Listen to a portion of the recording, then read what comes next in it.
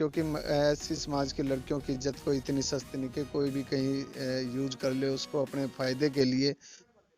नमस्कार, स्वागत है फिर से कंचन टीवी पर। डीएसपी ऑफिस में हम थे, रेखा धीमान का मामला था और यहाँ पर संदीप बरा और शिवम पवार यहाँ पर हैं और उनसे हम जानने वाले हैं इस पूरे मामले पर उनका क्या था। सबसे पहले स्वागत है आपका कंचन टीवी पर। थैंक यू, बहुत बहुत धन्यवाद। जी। आज पंचायत यहाँ पर बैठी थी फैसला कराने के लिए। किस तरह का रोल इस पंचायत में आपका था? देखिए, ये एक तथाकथित समाज सेविका रेखा धीमान द्वारा एक झूठी एफआईआर दी गई थी। जी। और प्रशासन ने जब जांच की तो उसमें कुछ था ही नहीं। जब 1 महीने से ज़्यादा इसमें समय हो गया था, जी। क्योंकि वो लड़की ना हमारे समाज की महिलाओं के, जैसी समाज की गरीब बच्चियां थी, उनका शोषण करवाती थी, देह व्यापार में धकेलना काम। और तमाम वो एविडेंस काफ़ी मजबूत, वो सारे सबमिट फाइल में वहाँ कर भी दिए गए थे। जी। जो आरोपी पक्ष था उनके द्वारा अपने बचाव में, और वो प्रशासन ने मान्य भी। आज पेपर था और कुछ समाज सेवी लोग और दोनों पक्षों, जो आरोपी पक्ष है और जिन्होंने लगाया, जी। रेखा धीमान और उसका परिवार, तो पूरी पंचायत हुई थी। आज सभी ने मिलकर एक सामूहिक रूप से एक निर्णय लिया कि चलो, रेखा धीमान ने अपनी गलती को माना कि मुझसे गलती हुई, मैं मेंटल डिप्रेशन में थी। और उसकी गलती का एहसास होने के बाद तो सभी का एक सामूहिक फैसला था कि इसमें कंप्रोमाइज़ कर लिया जाए, समझौता कर लिया जाए, जो दोनों पक्षों ने मान्य था। और हमने भी यही कहा, चलो जैसा भी किया उसमें ठीक है, लेकिन हमने एक बात पे एतराज़ था कि जो पॉक्सो और SC/ST का मामला है, जो रेखा धीमान के खिलाफ, उसमें कार्रवाई होनी चाहिए। क्योंकि पॉक्सो में और SC/ST एक्ट में जो जिस तरह ये समझौता पंचायतें कर रही, शायद हम उससे खुश नहीं है। जी। जी। तो अब अगर आप खुश नहीं हैं तो क्या उम्मीद अब आप प्रशासन से करते हैं? देखिए, जो लड़की 354 और पॉक्सो का मामला जिसने दर्ज किया, एक माइनर लड़की है। और उसने पर्चा दर्ज जब हो चुका 7-8 दिन, उस पर्चे 8 दिन हो चुके, 9वां दिन आज है, तो अभी तक गिरफ्तारी नहीं। और मैं तो यही चाहूंगा कि प्रशासन उसमें कार्रवाई करे। जी।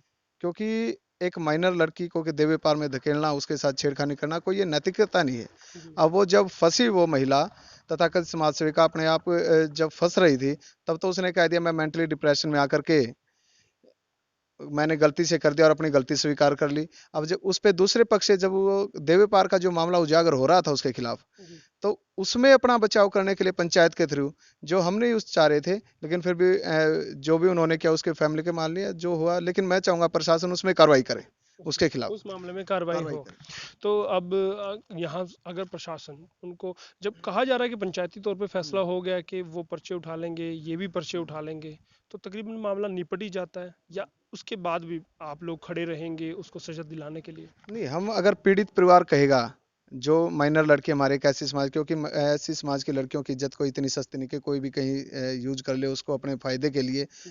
अगर पीड़ित परिवार अगर स्ट्रगल करना चाहेगा तो हम फिर भी उनके साथ खड़े रहेंगे। जी। क्योंकि ऐसे ही मामलों में SC/ST जो एक्ट है हमारा, वो कमजोर होता है, और कहीं ना कहीं इन फ्यूचर जो सही मामले होते हैं उनको भी गलत नजरिए से देखा जाता है। जी। तो मैं यही कहूंगा, यही अनुरोध करूंगा उस परिवार से, अगर इसमें कंप्रोमाइज ना करें कार्रवाई के लिए चाहे, तो भीम आर्मी और भीम आर्मी पूरा परिवार उनके साथ खड़ा रहेगा। जी।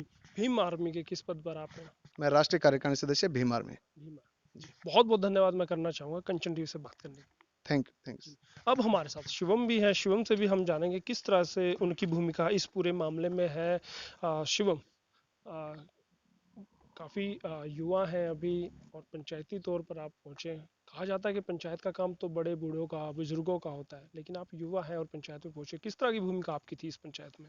देखिए, हम यहाँ पे पंचायती तौर पे नहीं, हम सामाजिक तौर पे थे। मैं भीम आर्मी का जिला प्रेस प्रवक्ता हूँ। जी। और जब हमारे संज्ञान में ये मामला आया कि रेखा धीमान तथाकथित समाज सेविका जो है, हमारे SC समाज की लड़कियों को जो देह व्यापार के स्कैंडल में फंसा रही है, जी। तो तब हम उसके खिलाफ, मतलब जो SC/ST एक्ट और पोस्को एक्ट में मामला दर्ज हुआ था, हम उसमें गिरफ्तारी की मांग करने के लिए और प्रशासन से न्याय की मांग करने के लिए इस पंचायत में आए थे। जी। तो क्या आगे भी उनकी जो रेखा धीमान है उसकी गतिविधियों पर नजर रखेगी भीम आर्मी?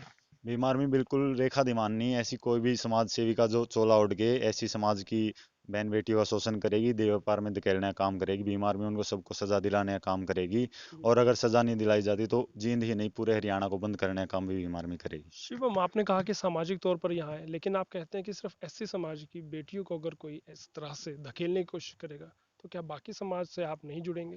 नहीं, हमारे संज्ञान में जो भी मामला आएगा, लेकिन ज्यादातर इन्होंने मतलब जितना भी किया उसमें ज्यादातर देखा जाए तो SC और ST की बहनों के साथ ही ऐसा हुआ है। वैसे समाज की कोई भी बेटी किसी के साथ भी गलत होगा तो भीम आर्मी उसके भीम साथ भी आर्मी खड़ी, इसी तरह खड़ी बिल्कुल, रहेगी। ये कुछ अच्छा साउंड कर रहा है। बहुत बहुत धन्यवाद शिवम, कंचन टीवी से बात करने के लिए। Thank you. तो आपने देखा, ये कुछ युवा हैं भीम आर्मी के साथ जुड़े हैं और समाज में कहते हैं कि जो SC ST हैं और जो समाज की दूसरी बेटियां हैं उनके भलाई के लिए वो खड़े हैं। अगर कहीं भी उनके साथ दुर्भाव होता है, दुर्भावना के साथ कुछ गलत उनके साथ किया जाता है तो वो खड़े हैं और वो समाज के लिए खड़े हैं। हम भी उम्मीद करेंगे कि हर वो दर्शक, कंचन टीवी का हर वो दर्शक, जागरूक दर्शक खड़ा हो। अगर उनके आसपास कहीं कुछ गलत हो रहा है तो वो हमें संपर्क करे, हमारे नंबर पर संपर्क करे और हम कोशिश करेंगे कि जहाँ कुछ गलत हो रहा है उसको पूरी दुनिया के सामने लाए ताकि गलत होने से बचाया जा सके। उसमें आप हमारा साथ दे सकते हैं। बने रहिएगा कंचन टीवी के साथ। बहुत बहुत धन्यवाद। राहुल कैमरामैन के साथ मैं यशपाल कंचन।